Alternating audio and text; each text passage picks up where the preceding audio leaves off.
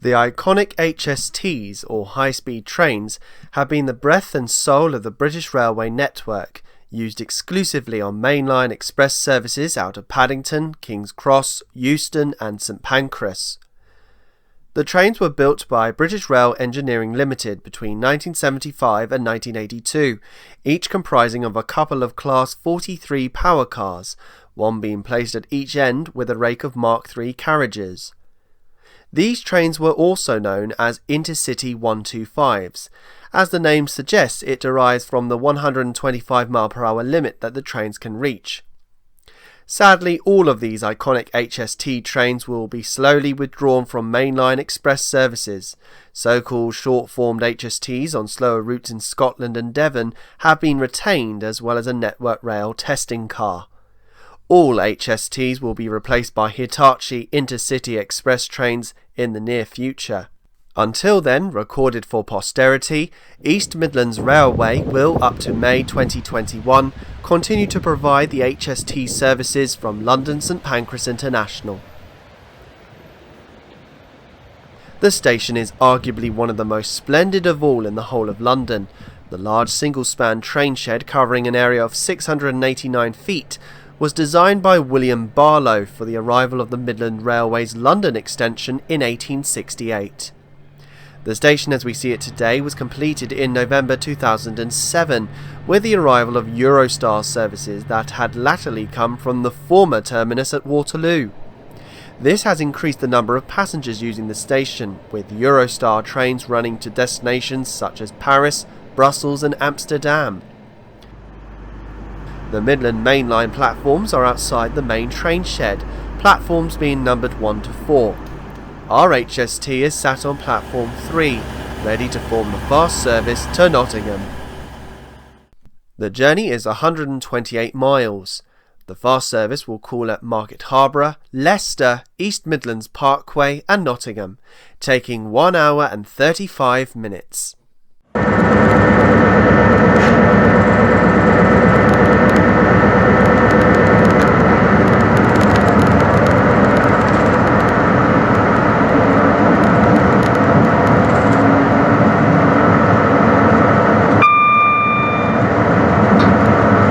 On departure, we can see the tracks of HS1 heading towards the tunnels that will take them towards Stratford, the South East and the Channel Tunnel, whereas the Midland Mainline turns briefly northwest. The railway is high above street level due to the fact that the railway contractors chose the decision to cross over the Regent's Canal, while the adjacent Great Northern lines into King's Cross decided to burrow beneath. Obliterated now, but lines used to come in from the Somerstown Good Depot from the left, closed in 1976.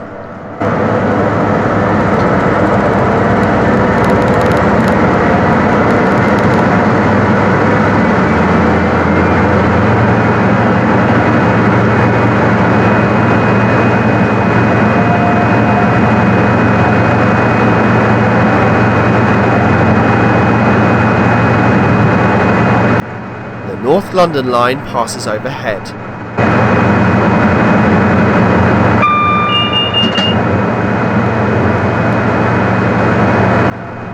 Over to our right we can see the Thameslink lines now surface as we enter Camden Road Tunnel at 308 yards long. The Thameslink tracks are known as the Widen lines and were built by the Metropolitan Railway in July 1868 to allow an extra pair of tracks to be laid for outer suburban trains. This opened 3 months before St Pancras, and trains used to terminate at Moorgate, whereas other lines used to connect with the London, Chatham and Dover Railway at Farringdon. Today, trains continue through the Snow Hill Tunnel to the south of England, with destinations including Gatwick Airport and Brighton. Trains did continue into Moorgate during the peak hours, but with the introduction of 12-car trains, the platforms at Farringdon blocked the short branch line in 2009. We passed Kentish Town Station that dates from day one and provides connections with the London Underground, in this case the Northern Line. The station formed one part of a triangle with the Midland and Great Eastern's joint railway to Barking, where boat trains from St Pancras used to continue onto the former London, Tilbury and Southend. The route today is used by the Electric London Overground services on the Gospel Oak to Barking line, the upspur still in situ and used mainly by freight. At the site of Haverstock Hill, a station which closed in 1916, we pass the former steam sheds. In turn, the line now turns to the west, so that the railway avoids the high ground of Hampstead and Highgate.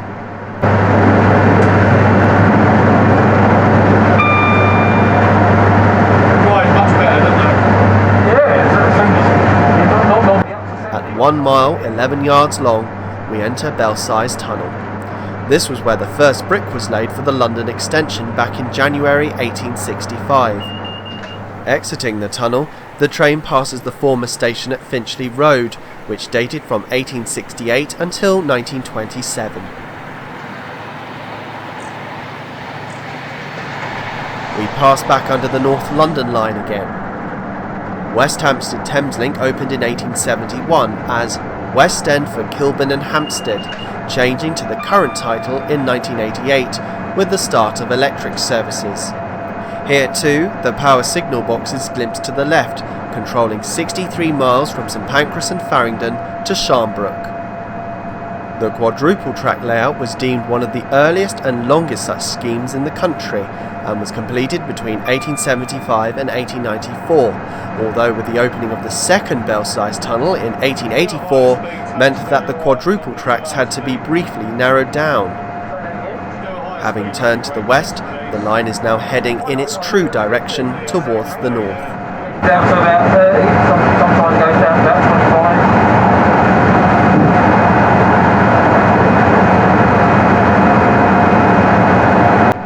Cricklewood Station is where a branch from the North London line diverges, forming one part of a triangle, and being unelectrified, is used entirely by freight.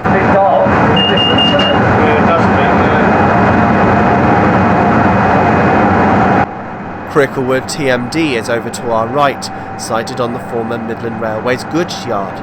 Building work seen from the cab is associated with a new station that will open in 2022 and be known as Brent Cross West. 105. The North Circular Road now passes high overhead, marking the start of the M1 motorway that runs alongside us as far as the London Gateway service station.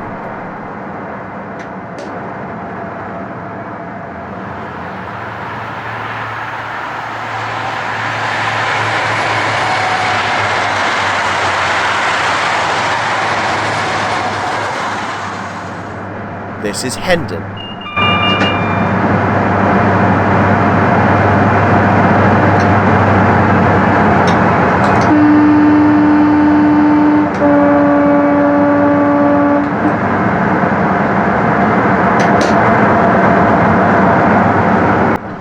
At Silkstream Junction, the 6 tracks whittled down to 4. The Midland Railway was formed by the merger of 3 separate railway companies: the Midland Counties, Birmingham and Derby Junction, and the North Midland, which all had converged on Derby. Thus the 3 came together on the 10th of May 1844 and was headed by the notorious George Hudson, whose success was built on dubious financial practices until he was exposed and forced to resign in 1849.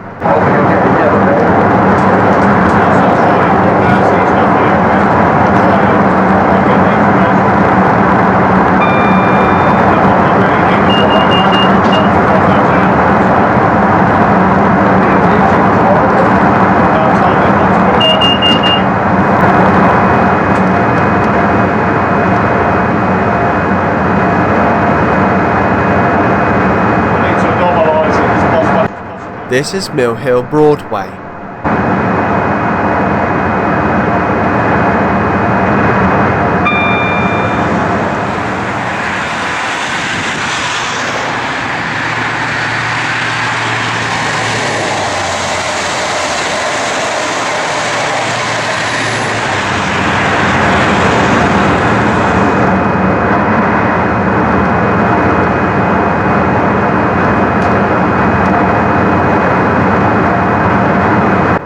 The M1 motorway now curves off around the London Gateway service station before it crosses over us.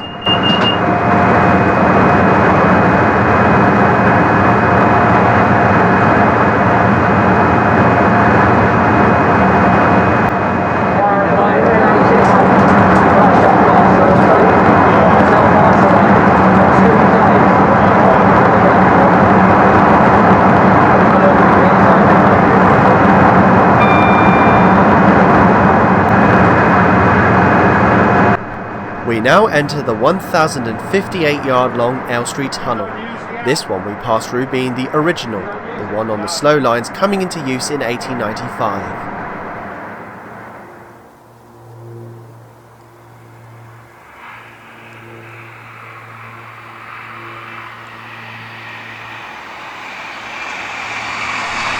We pass through Elstree and Boreham Wood, the former name being more acknowledged with film production. However, the station is in Boreham Wood, and for that case so are the studios. The village of Elstree lies roughly 1.5 miles to the west.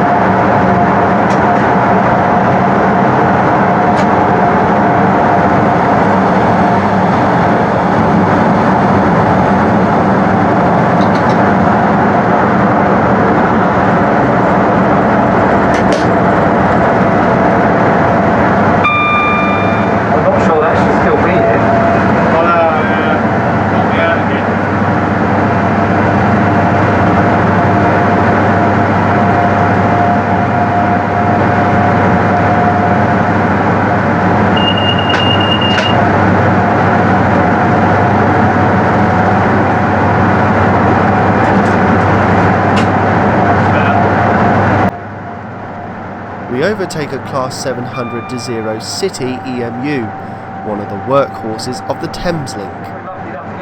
They entered service in 2016 and are either formed of 8 or 12 coaches.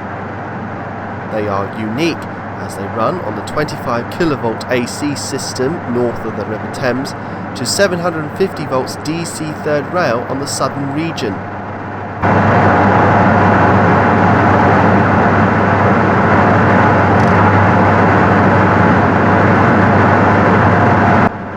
"15 miles out of London, we pass through Radlett, a station like many others along here managed by Thameslink, the main TOC that calls here.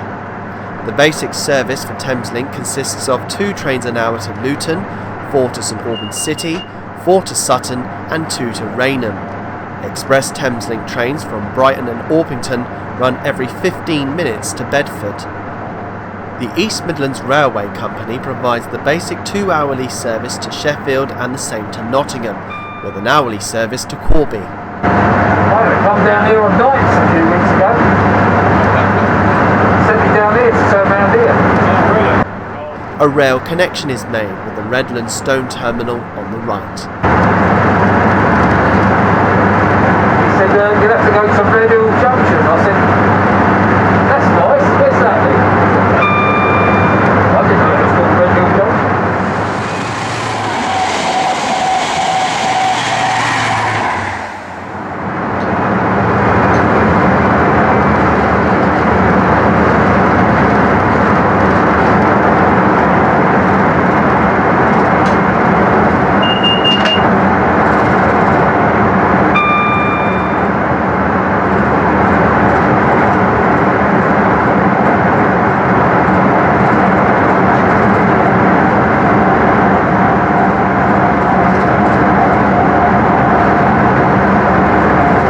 We are fast approaching the city of St Albans. The Midland was in fact the second railway to arrive in the city, the first being the 6.5 mile long branch from Watford Junction on the former LNWR mainline in 1858.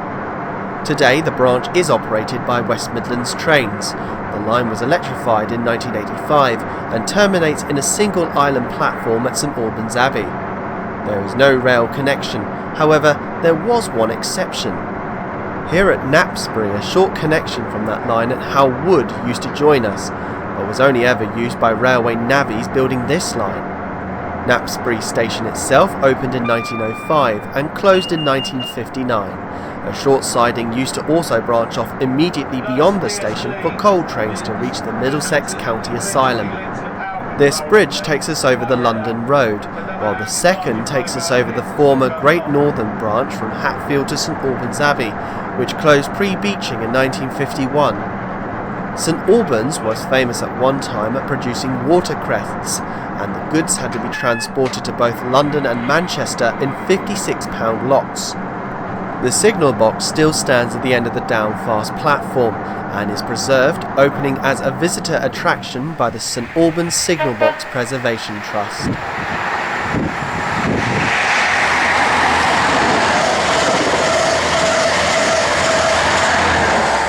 Many of the Thameslink services terminate here and turn back in the reversing siding to the north of the station between the up and down slow lines.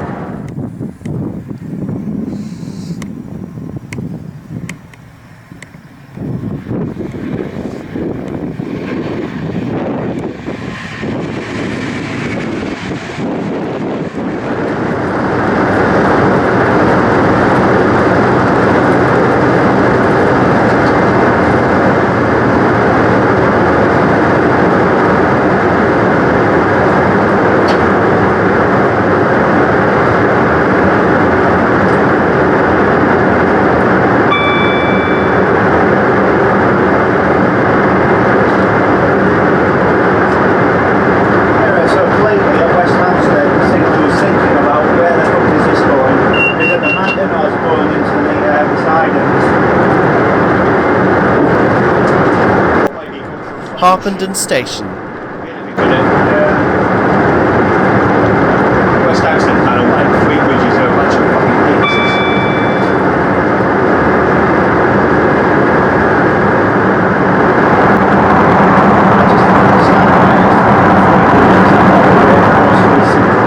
It's crazy, isn't it? It makes no sense. No sense whatsoever. And if you are sat in Pancras and something goes wrong, you can't contact three bridges off GSMR. The Hemel Hempstead Railway of 1877 used to branch off to our left and was operated by the Midland Railway from the outset. Nicknamed as the Nickley Line, the route ran via Redbourne and was closed in 1979. The former line has now been converted into a cycleway.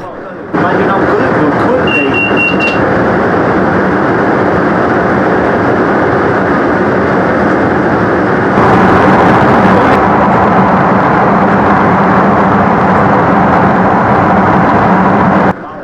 Now gone, but a cross-country line from Welling to Dunstable in Leighton Buzzard used to pass beneath us and was built by the Great Northern Railway, following the valley of the River Lee, for which we now cross.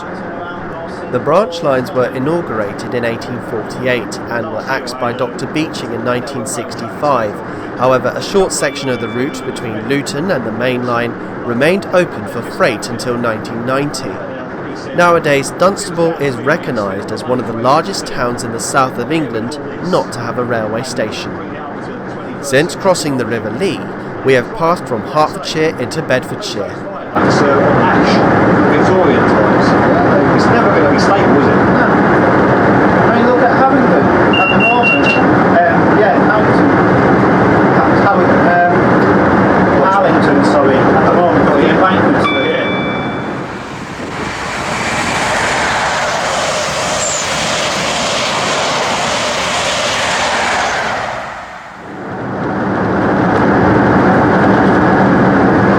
That's all right, the crumple zones on these will keep it safe. True. This is basically the BWB crumple zones. Yeah. None whatsoever. If I'm driving one of these and I see something heading towards me, I'm about to have a head-on collision. I'm not driving along from getting in that engine compartment. It's the safest place to be. Oh, I don't know. I don't think there's anywhere safe. I'll be out the door. Take chances. Our life's from the neck down, but at least you're alive. I think I'd rather just get... Luton Airport Parkway, the first stopping point for EMR Express services, in this case on the slower service to and from Nottingham. Buses provide the shuttle connections to the airport itself. As the diesel engine fell on top of him. It can happen. That's why he crashed. He wasn't in the seat. He could have avoided it by just putting them. Just look at the... Luton is today more associated with air and rail travel, but before that the town was famous for its straw hat industry. For many years the station had been known as Luton Midland Road, so it could be distinguished from the 1858 station of Luton Boot Street on the previously mentioned line from Welling to Dunstable and Leighton Buzzard. EMR Electrics on the hourly Corby service is call here, along with many Thameslink trains, some of which terminate here from Sutton and Rainham. On the suburban line, or coming in on the suburban, and it goes like that. Literally, the kids. And it's like...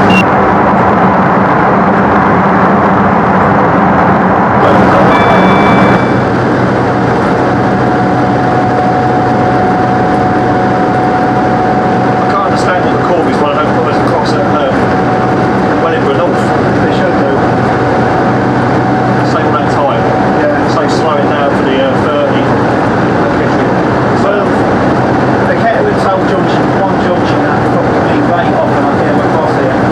Knowing how much money, once again, as you say, like that network rail guy said, how much money they're spending on left, right and centre, how much money they've spent in doing all the slow lines from Charnbrook, Wellingborough, into Kettering. Yeah. And they're like a 30 mile an hour junction. It's flat, it's straight, it's level. They could have easily put a 50 all the way across there. Yeah. Or the 20 in Charlton. Yeah, that's what 20 is now. What's the point?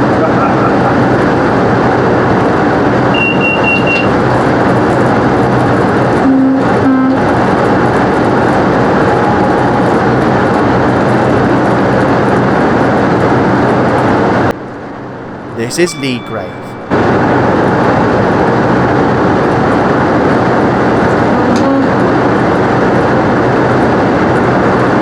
Yeah, with the HST, personally, to me, they don't really need it. It'll be used, but be used for the wrong reason. As you say, if they're just investing in the east, the west, the Midlands, the Great Western, it's not. They could easily have this up to 40 mile an hour. It has single length a lot. Yeah.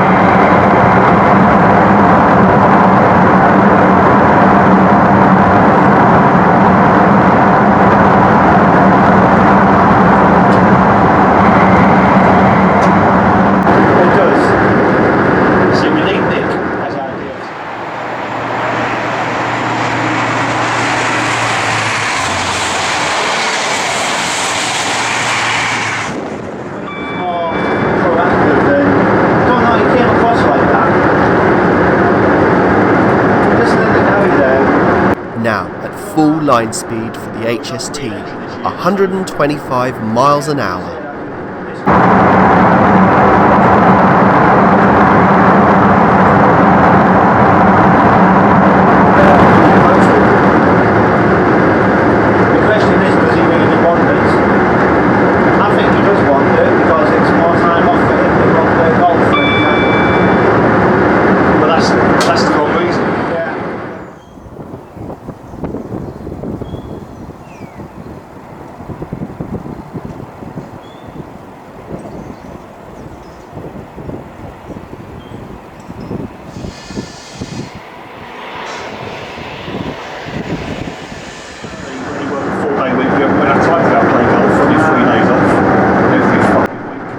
We are now passing Harlington. You have to have your 4 days working as a golf day and LDC duties or DFC duties and take your rest days as booked. That's the rules. Yeah. That's the rules. Best laugh is. A short stretch of line requires a reduction in speed to 80 miles an hour due to remedial work being carried out on the adjacent embankment. No one. Oh, well, it does happen. Yeah, of course it fucking does. So I get, and it's never like, a 6-hour job on a Saturday morning. No. It's always the 10-hour jobs on a Saturday mornings or Saturday afternoon.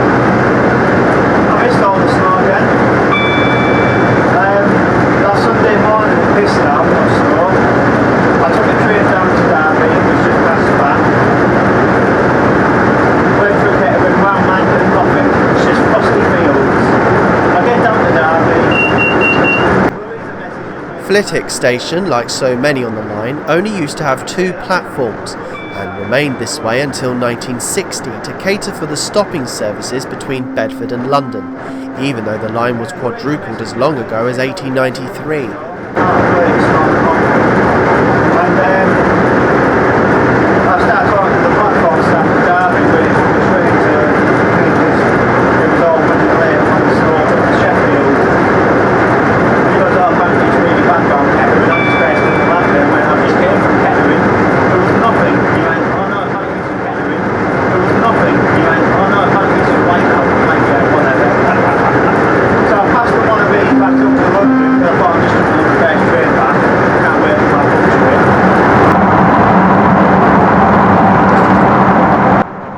This was the location of Ampthill Station that closed in 1959.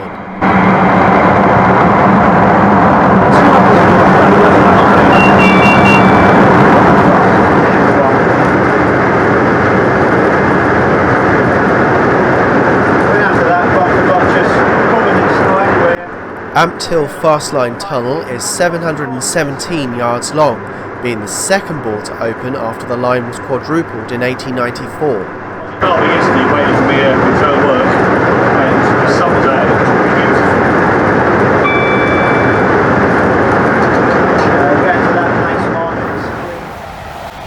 In the far distance we can see the cooling towers associated with the former Stuartby brickworks. Where I live, they've got a massive place where they grow flowers. It's South Holland, that's why. But we're about a month and a half behind. There's none of the flowers have bloomed yet.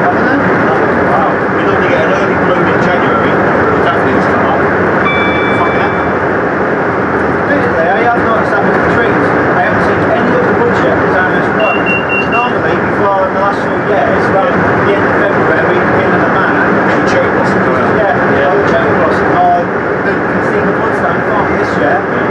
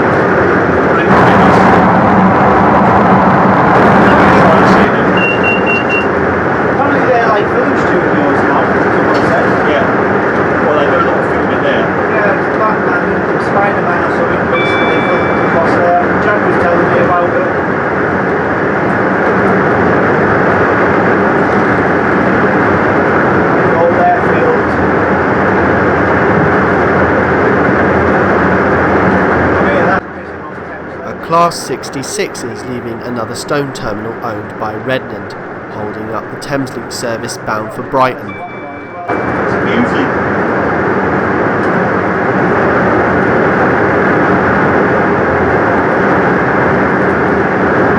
I filmed one of the Avengers films where they go to the place in Russia and it takes off. I filmed that at the old Midland Police College. Quite interesting.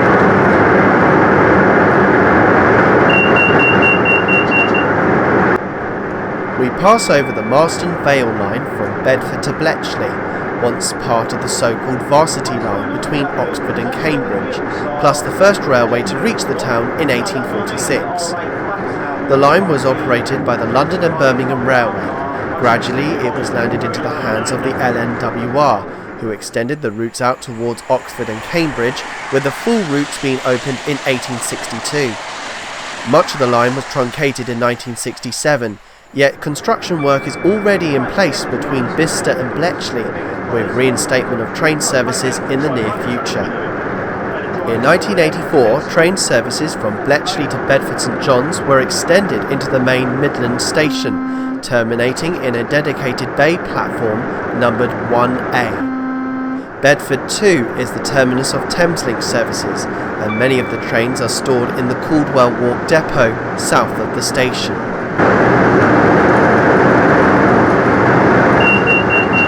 This section of the Midland Mainline opened from Leicester to Bedford on the 8th of May 1857.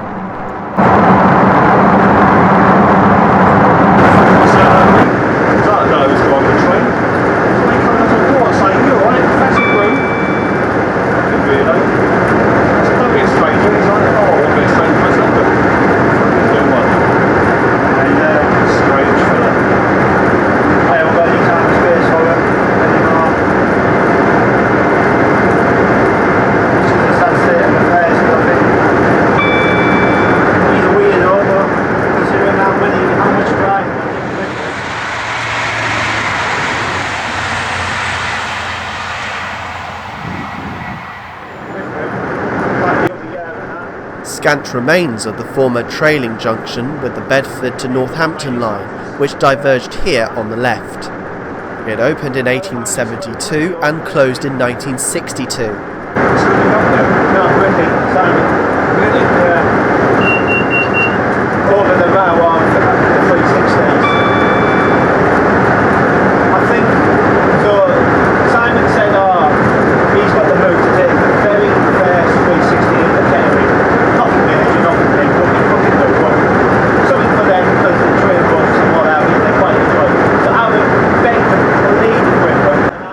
The building to the right is the remains of Oakley Station, closing in 1958 to passengers and 1963 for goods. When it comes to it, I'll drive the first 316 at Pancras. The line crosses the Great Ouse River, the first of 7 times in relatively quick successions. Simon's not fussed about it, like deep down, he's like quite pissed off, but oh well, whatever. Come here when we drive in and out of Pancras.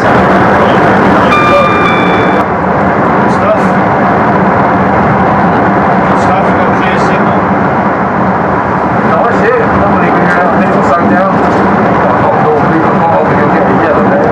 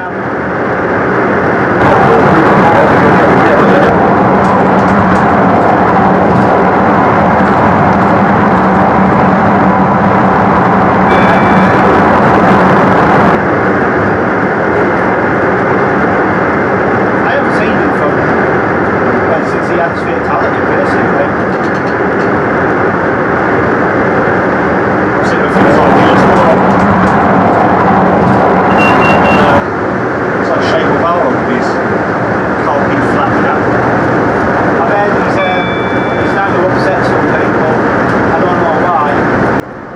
At Sharnbrook, a 1960 closed station, the signalling transfers from West Hampstead to Leicester Power Signal Box. After the old station is the start of the climb up to Sharnbrook summit, ascending a 1 in 119 gradient for the next couple of miles.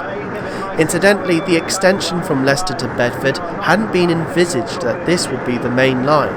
Passenger trains mainly used the Rugby connection and down into Euston. Coal traffic was the most common train seen at the time, bound for Hitchin, but as soon as the London extension opened in 1868, all that changed, and the route became the main line. It's funny, I think when we joined, it was such, I don't know, it was such a lovely depot. Yeah. I don't know what's happened in the last 8 months or so. It's just... The relief lines to our right were added in 1884, deviate away from our alignment to tunnel beneath the summit through an 1,100-yard long tunnel. The contractors building this route thinking sensibly about the gradient, allowing it to average at 1 in 200. I don't get him at all.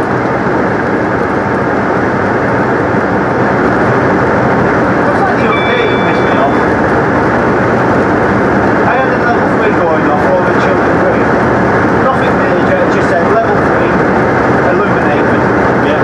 Nothing major. The summit of the line is passed, and the line begins to descend towards Wellingborough at the same rate as the climb, 1 in 119. Got level 3, I said, yeah, I'm on the phone with them now, we're trying to get through the fleet. Something to do with the fire alarm activation and something like the engine and blah blah blah. So he's like, oh, that's just happening. Has the engine shut itself off? I said, no, he went, it should have isolated itself, so he went, it's a communication fault. And maybe the battery is important.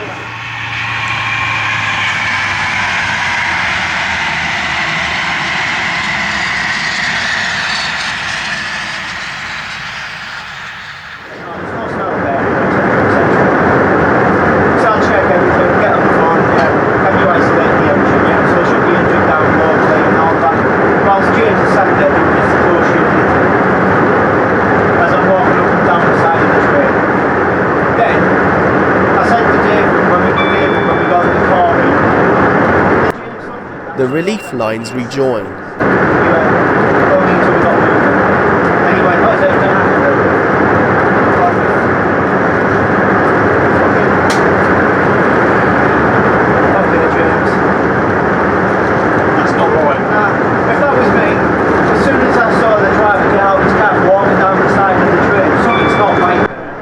Urchester Station closed in 1960. What do you want me to do? Do you want me to go back and have a, tell me if there's anything you need to be offer assistance? Yeah.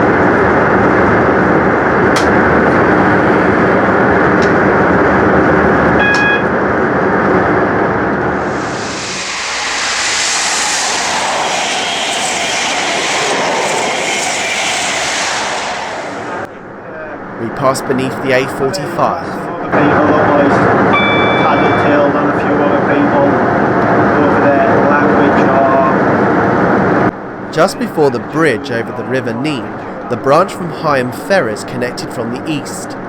The line was only 3 miles long and had one intermediate station at Rushden, and had been planned for the railway route to extend out to Raunds, but it was never proceeded with. The branch opened in 1894 and closed in 1969, though passenger traffic had ended 10 years before. Today, the preserved Heritage Railway, the Rushden, Higham and Wellingborough Railway, operates a half-mile section of track around Rushden. The HST slows for the approach to Wellingborough.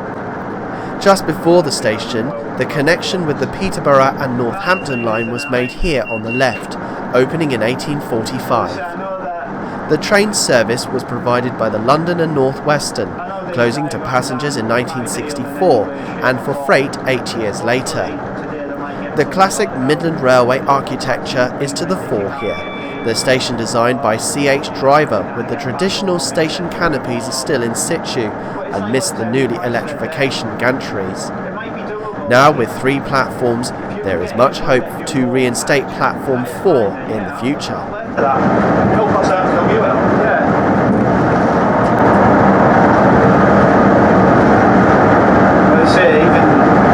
Even just looking at just not even GA diagrams, when I just hear the other guys, like if you say before, or anybody talks about southwest trains still, or down and out under the bridge, or I remember my old train being Jago over the Greater Andy before them talking about Charing Cross and Cannon Street diagrams. Wellingborough Ironworks used to be rail served. We used to have a 6-minute turnaround at Houston to do the BC. There was no toilet on the platform. So, where are you supposed to go for this? I drove a lot when I used to piss in a bottle ring. It's not good for you though.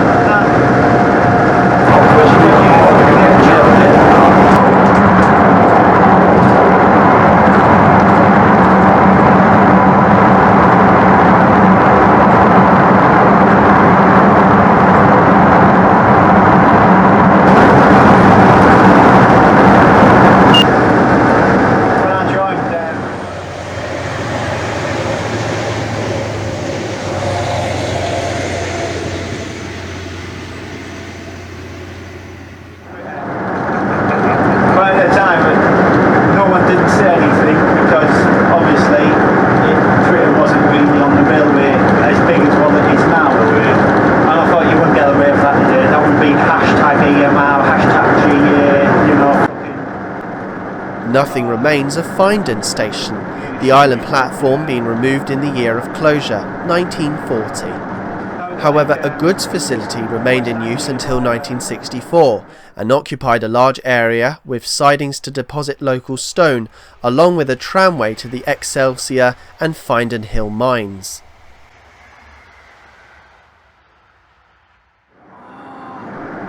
Recently entered service on the Midland Mainline is a Class 180 Atlante DMU. That's back. You go, no, don't worry about it, DM, my husband's coming to pick you up, that's fine. I understand things happen, you know. Isham and Burton Latimer Station, the prefix being dropped in 1923, closed in 1950. But Royston, I didn't offer to pay the taxi back to Royston. See, no good deed that goes unpunished.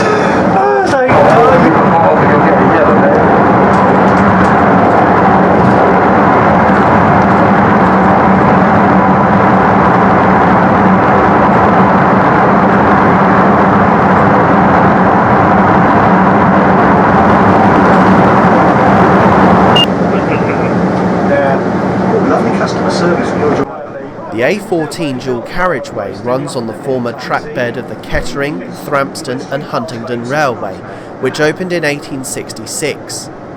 Although used by munition traffic during the Second World War that enhanced the value of the line, this caused a massive deduction in passenger traffic, and so they were withdrawn in 1959. 4 miles of the line remained open from Kettering South Junction to the Twywell Quarry until 1971.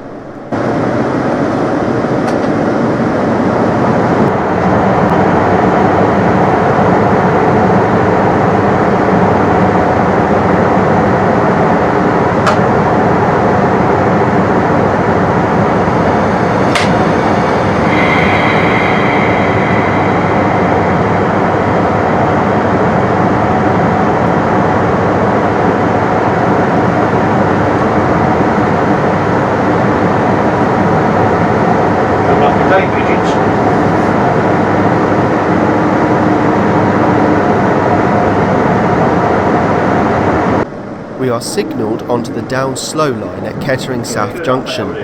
This unusual move was because at the time of filming a suspected broken rail had been reported on the down fast line at Kettering and had to be investigated.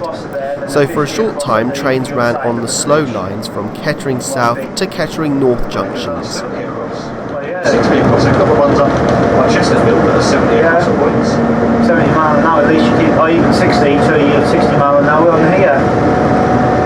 Keep the speed up. Absolutely. Better for the environment because you're not slowing down and revving up. Then you don't piss the people off. Don't piss off the locals. Yeah.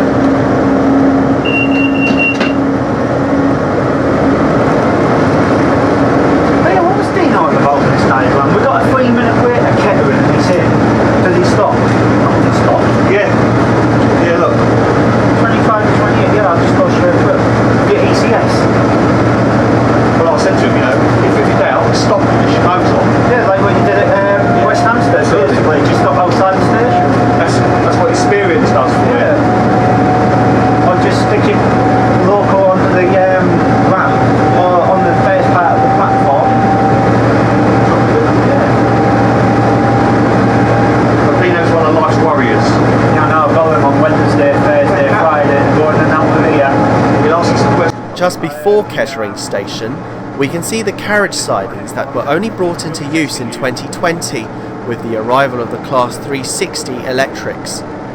A branch to Loddington and Cransley used to diverge to the south of the station, having closed many years ago. I wonder if we are going to have a Thunderbird now. I might actually ask Gary that next time I see him. Why? Where's the 360s? Silver cover with another 360. No? Silver cover with another 360. Yeah, but if it's one of the last trains or first thing in the morning and gets caught across the set of points and you can't get front or back. Has it got a Delna? Down the couple, yeah. Get one of these attached to it. True. Drag it off, don't do electrical cut.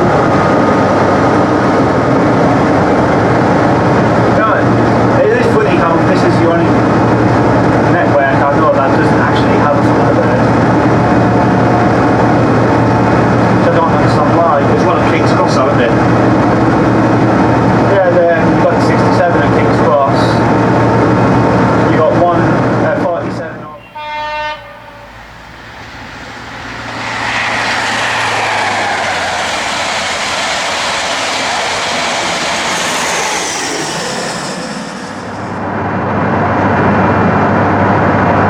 The line to Corby leaves us here, taking the overhead gantries with it. The passenger services to the town had been poor and closed in 1990, only for it to be reopened in 2009, replacing the older service, which had in fact only been served by one train a day in both directions on weekdays. Incidentally, the tracks do continue beyond Corby to Oakham, having opened in 1879 to goods and a year later for passengers. Nowadays the line is predominantly used by freight trains, save for the odd passenger service to Melton Mowbray, but also for trains on diversion. Along the route, the double track line traverses Welland or Haringworth Viaduct at 1,275 yards and with 82 arches is the longest masonry viaduct across a valley in the United Kingdom.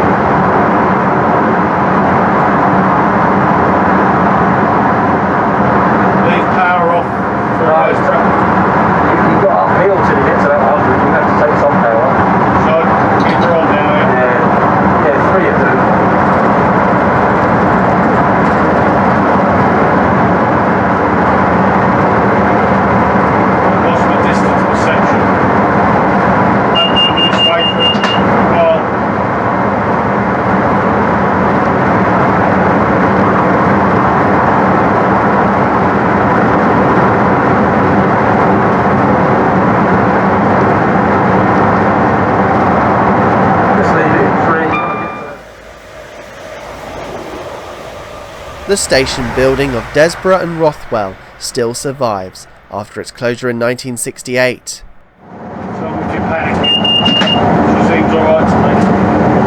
That's fine, yeah.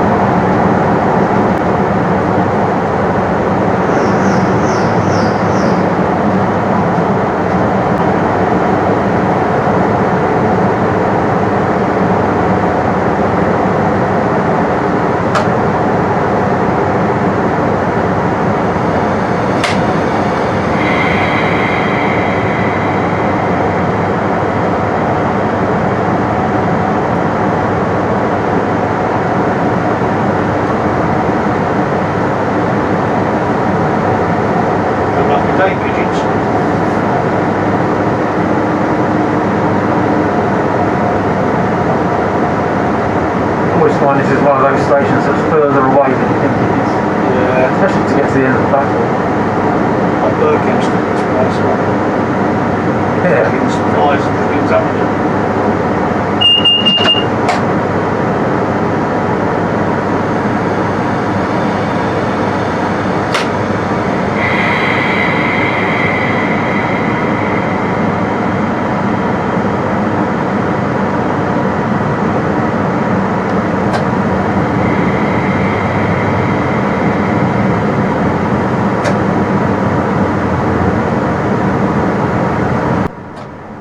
We are now slowing for our first scheduled calling point, Market Harborough, which was at one time a big railway hub with lines to Rugby, Stamford and Northampton.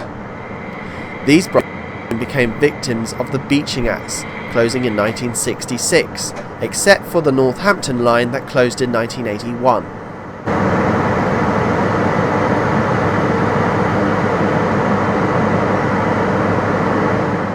The station building has Grade 2 listed status, being opened as a joint venture between the LNWR and Midland Railways in 1884. The construction of the station was done by Parnell and Sons of Rugby and designed by John Livock. Originally, the station used to have curved platforms with express trains passing through here at 60 miles an hour, but since 2019, the platforms have now been straightened out to increase the line speed up to 100.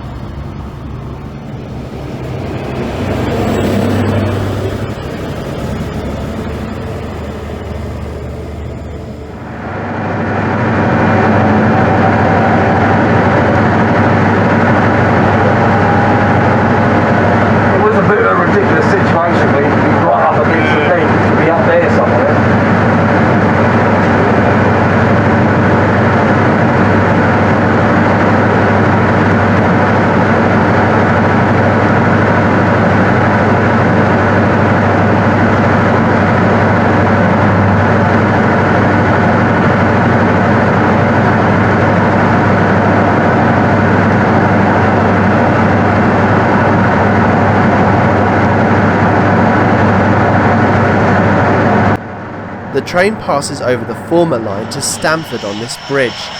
A deviation had to be created north of Market Harborough to avoid the former flat junction.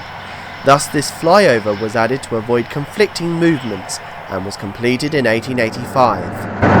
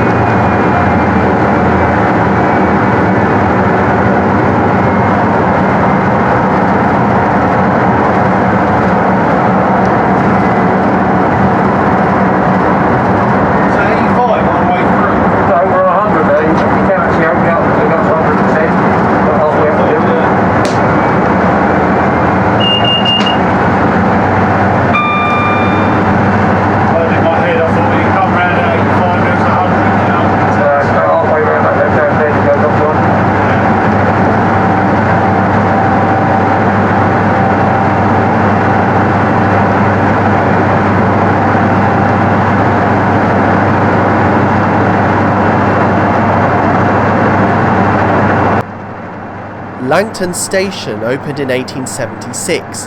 It had the prefix East added in 1891 and closed in 1968.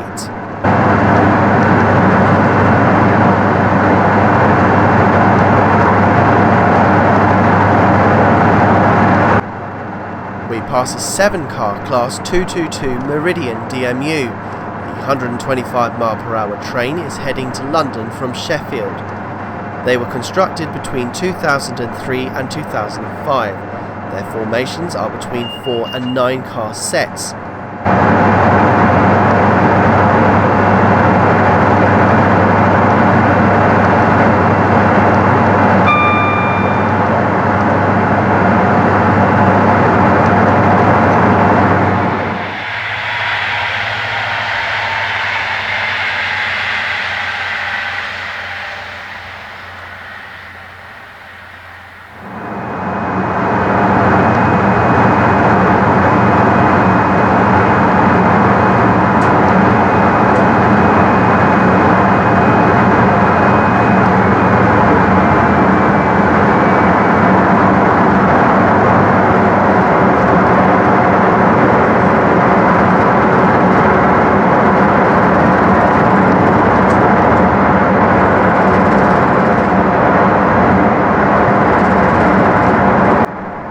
This was Kibworth.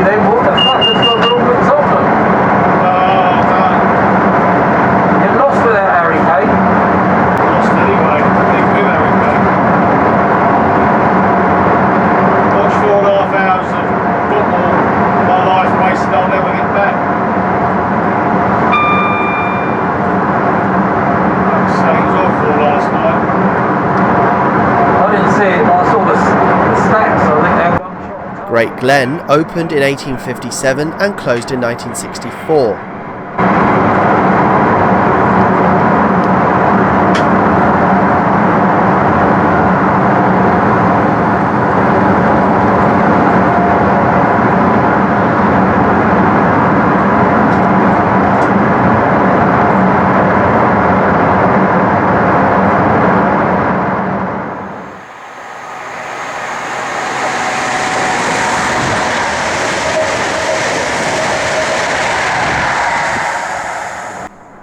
In 1844, at the time of the creation of the Midland Railway, it was recognised that the company didn't have their own direct terminal in the capital, the company having to use the Midland County's route to Rugby and then onwards onto the London and Birmingham into Euston. A newer route was then needed to be implemented, and the company built the railway along here from Leicester to Bedford and onwards to Hitchin in Hertfordshire, where it shared the tracks of the GNR Mainline into King's Cross. This was back in 1859, and as traffic from both companies grew, it was normally the Midland that suffered the most, as the Great Northern tended to take priority. It was then decided that it was time the Midland had their own London terminus. So in 1863 a parliamentary bill was granted, authorising the Midland's London extension from Bedford to St Pancras. Work took 3 long years to build the 50-mile line from Bedford into London, and it was finally completed, opening to traffic on October the 1st, 1868. With this, the section from Bedford to Hitchin became a branch, and lasted until 1961.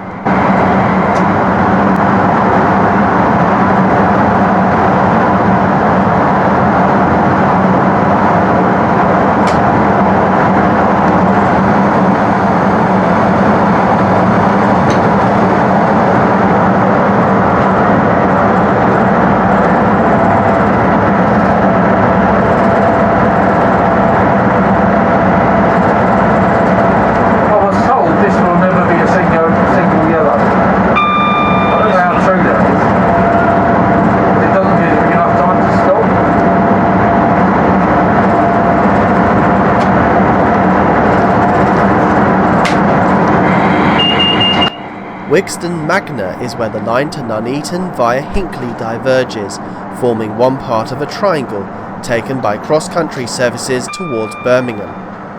This was also where the Midland Counties Railway's original line to Rugby once diverged, dating from July the 1st, 1840. This means we are now travelling over the original MCR route before it merged to become the Midland Railway.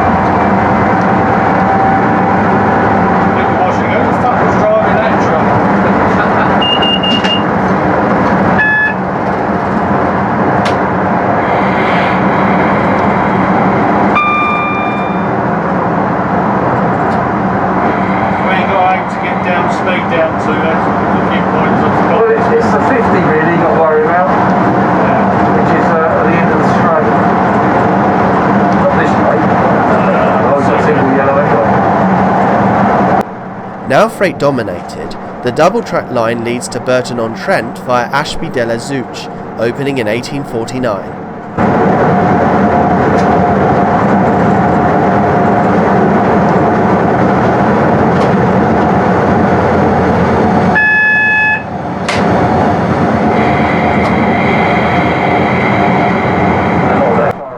Knighton Tunnel is 104 yards long.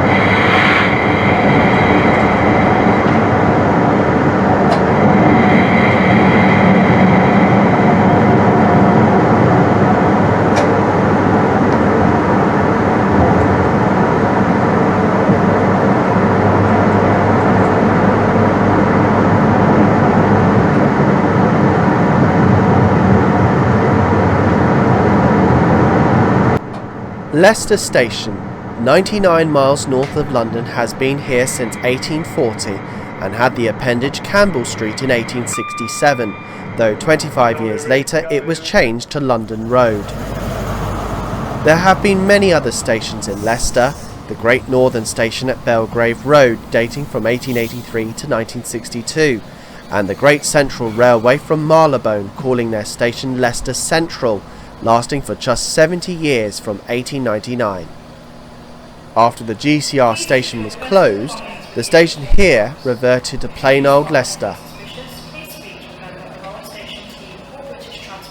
A commemorative statue of Thomas Cook was placed on the pavement outside the present station in 1991 to mark the first excursions arranged by the travel agency Magnate. Fortunately, he never lived to see the collapse of his empire back in 2019.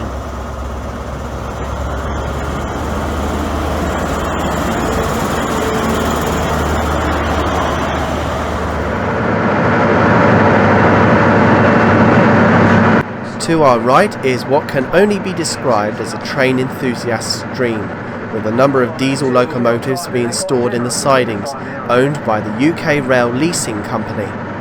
A variety of Class 37s and Class 56s are glimpsed, some adorned in the former British Rail livery.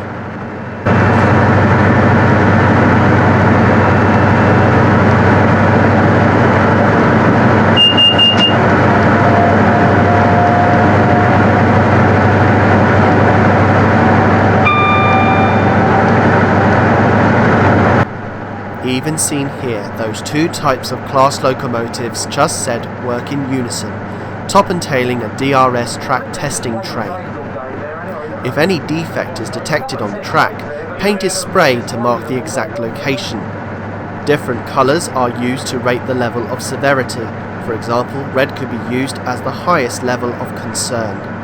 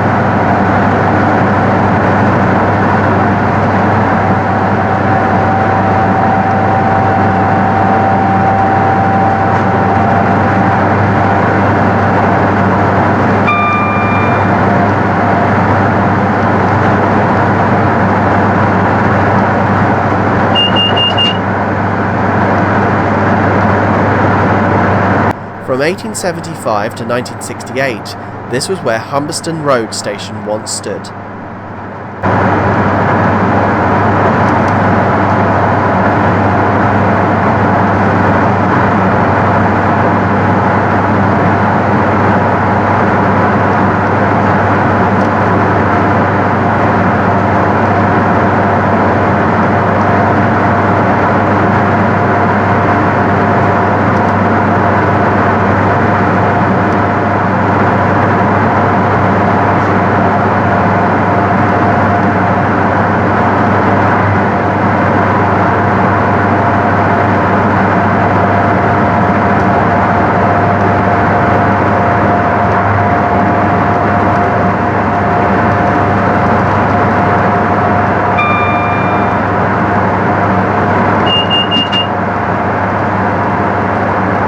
The single platform belongs to Syston.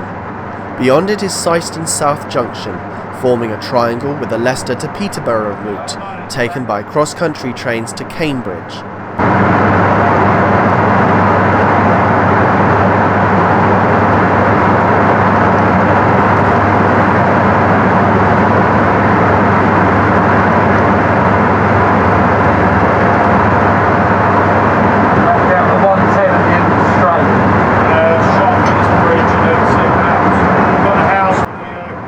We pass under the A46, a descendant of the former Roman road known as Fosse Way.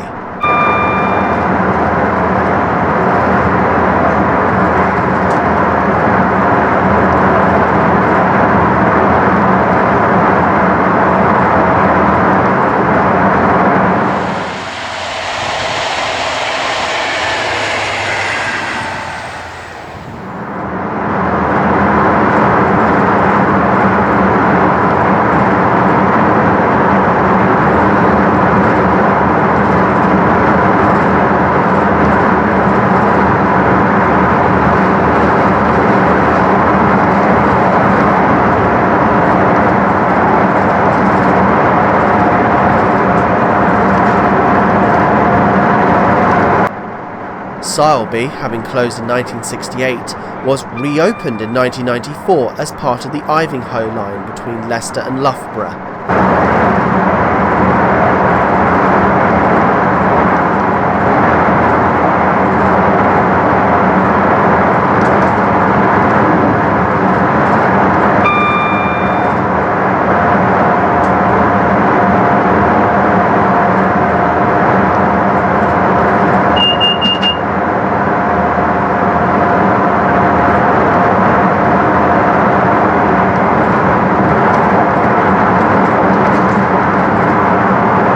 We pass the Lafarge Aggregate Stone Terminal at Barrow-upon-Soar. I used to come up here in the canal a few years ago. It's lovely. Is it right by the dock?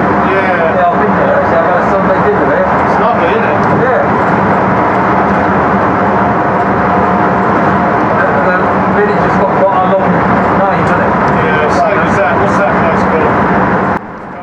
Barrow-upon-Soar closed on the same day as Syston and Sileby, and in similar circumstances reopened in 1994 with the Ivinghoe Line project. The tip.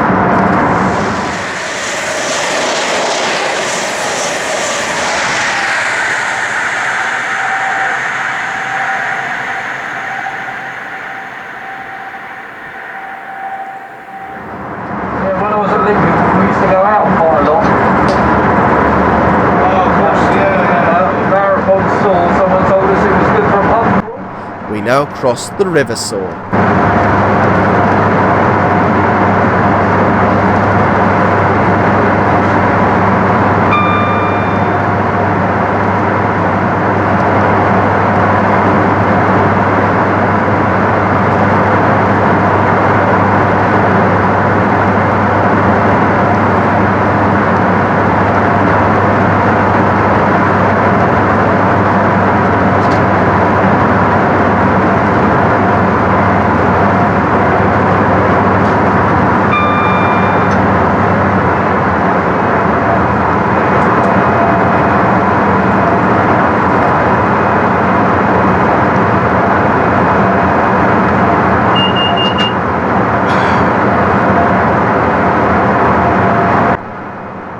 GCR route used to cross over us at this point just before Loughborough station, part of which from Leicester North to Loughborough Central is preserved by the famous Steam Heritage Great Central Railway plc, who in the future wish to extend their services north towards Nottingham.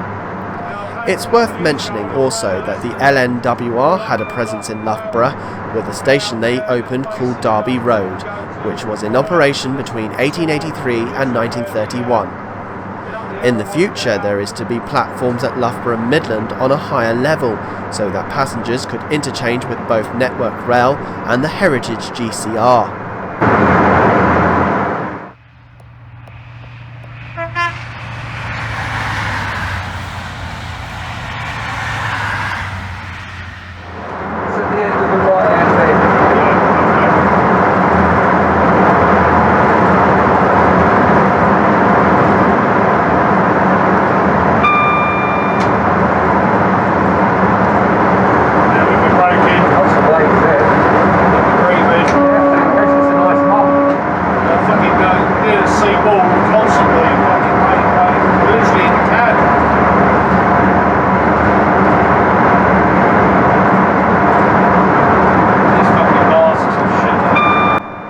Hathorn Station was around for just 92 years from 1868. The station building again remains and in use as a bed and breakfast, and pleasantly named the Old Hathorn Station.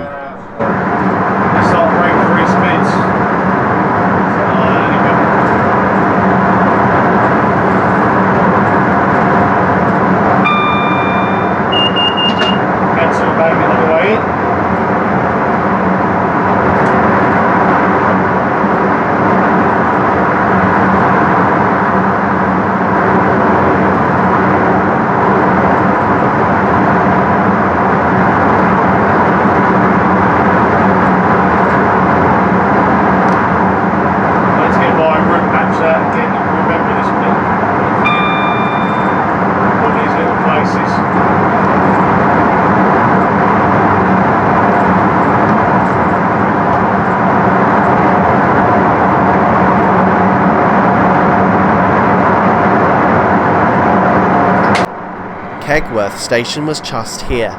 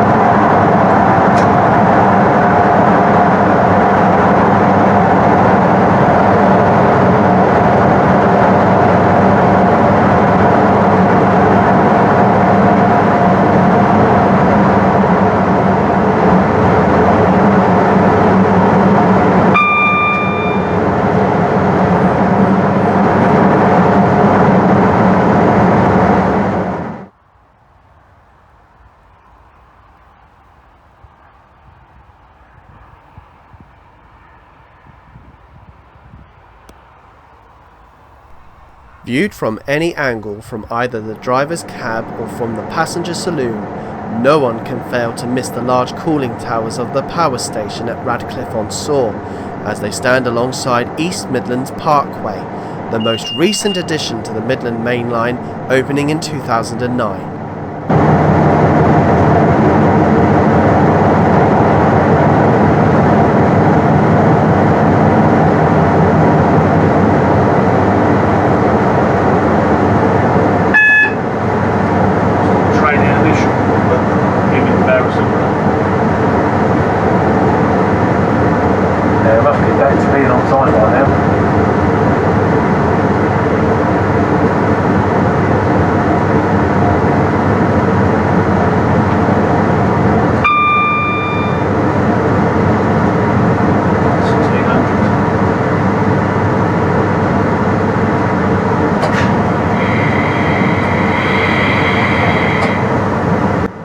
The station opened more or less as a park and ride facility for Derby, Leicester and Nottingham, but opened also for workers at the adjacent power station.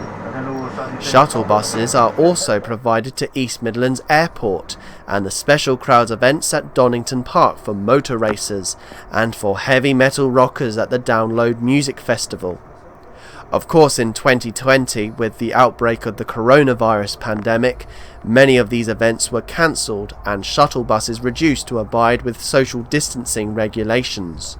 There he is, a diesel does, even around town, it's still doing 60 odd to the gallon. Yeah.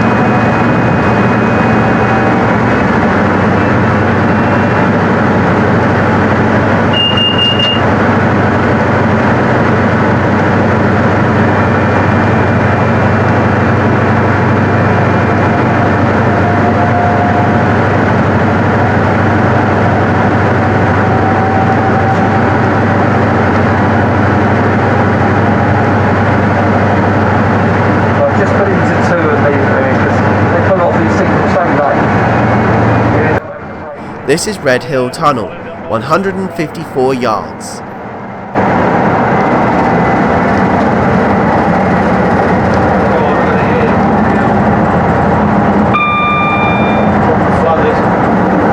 Shortly beyond the viaducts over the River Trent is Trent Junction, where the two main high-speed routes of the Midland Mainline diverge.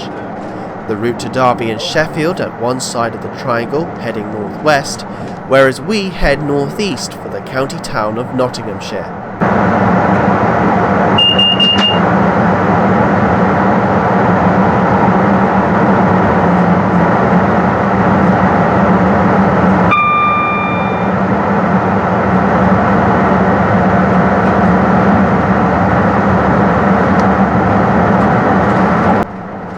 Trent Station stood in the middle of a major junction with routes to Derby, Nottingham and London, but also the Erewash Valley Line, essentially a Derby bypass that ran to Chesterfield. It had opened in stages between 1847 and 1862. We are now on the first line built by the Midland counties between Derby and Nottingham, opening in May 1839.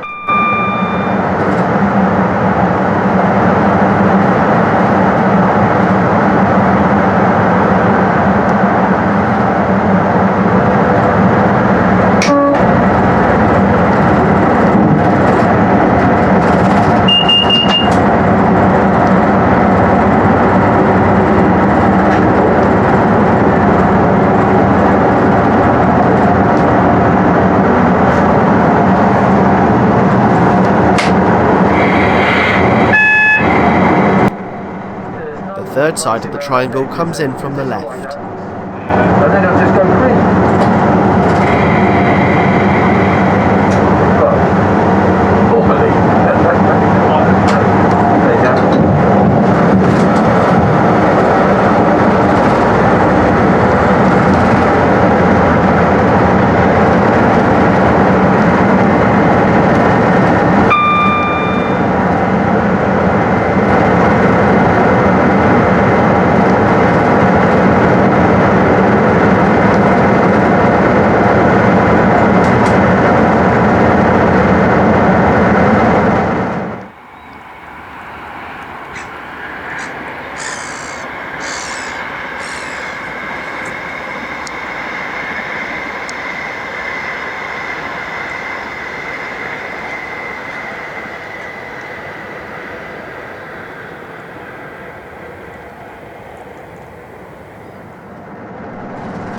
Attenborough Station opened in 1856 and serves the hourly EMR regional service between Matlock and Newark Castle.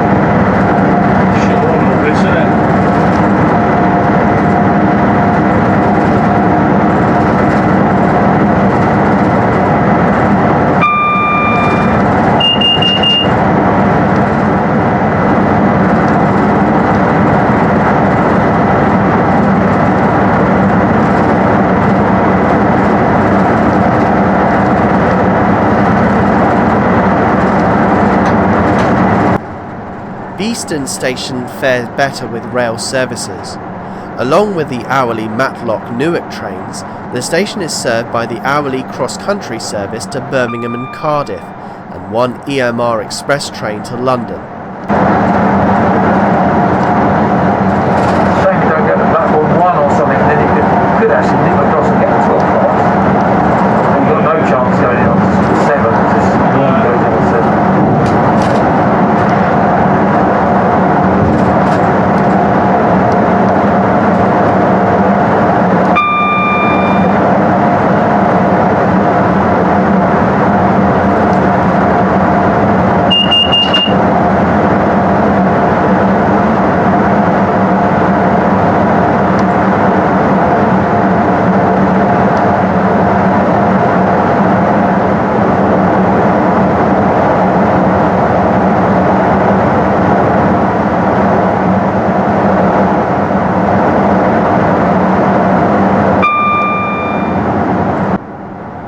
This junction here leads to a scrapyard and was where many of the Mark III coaches made their final journey. It will also be where the HST power cars will enter when many of them are withdrawn from service.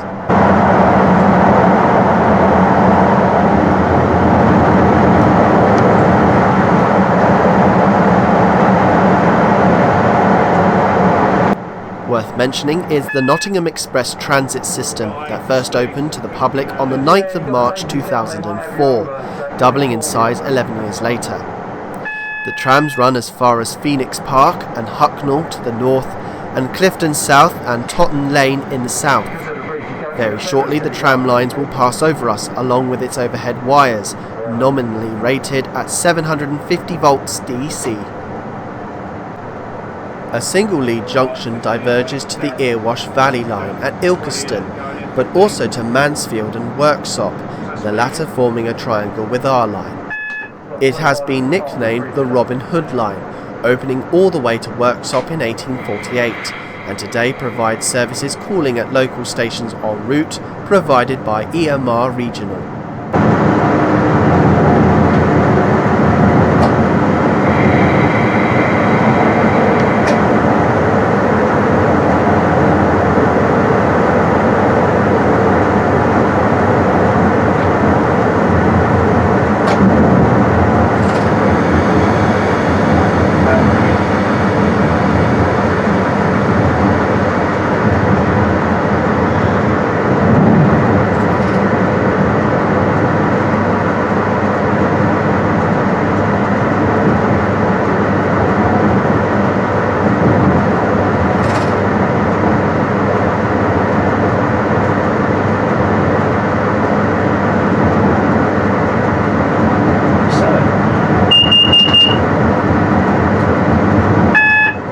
Three-car Class 170 Turbostar DMU heads en route from Nottingham to Cardiff Central via Birmingham New Street.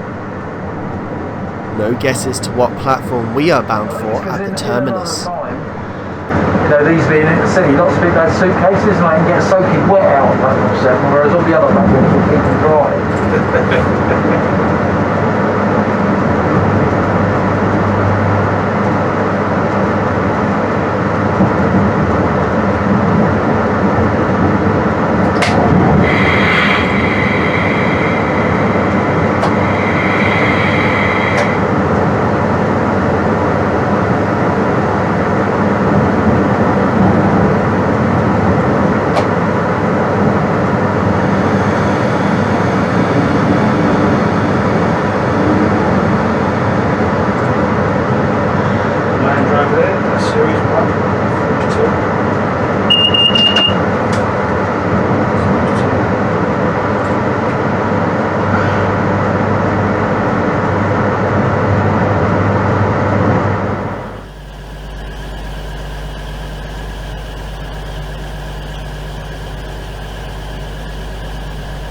And so we arrive at Nottingham, 128 miles to the north of London, the capital of the East Midlands of England.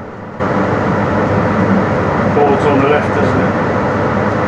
Yeah, I'd stop where it says, on the B board, not the HST stop right here. Yeah, just here on the baseboard. Yeah. And I suppose if they want to put well, they haven't got dog boxes anymore, have they? I was going to say they want to put a dog box the other side of the gig. Yeah, that's more than far enough. The 10 car will be HST.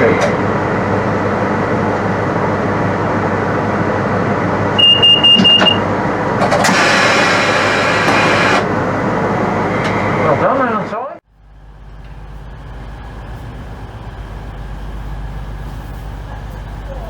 The station opened in 1848, replacing the first terminus of the Midland Counties Railway at Carrington Street, which dated from the 30th of May 1839. This station today, managed by East Midlands Railway, occupies 9 platforms shared by cross-country and northern trains.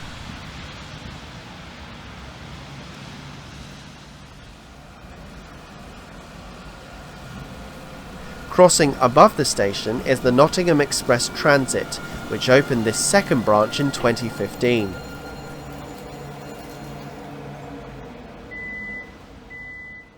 Recorded for posterity, the classic Class 43s, or more appropriately HST sets, will be recited to history in the next few months, and sure enough, not long after this programme was made, all had disappeared from mainline express workings. A fitting end to our intercity 125s, transporting passengers up and down the country for nearly 5 decades, and now bound for a well-deserved retirement.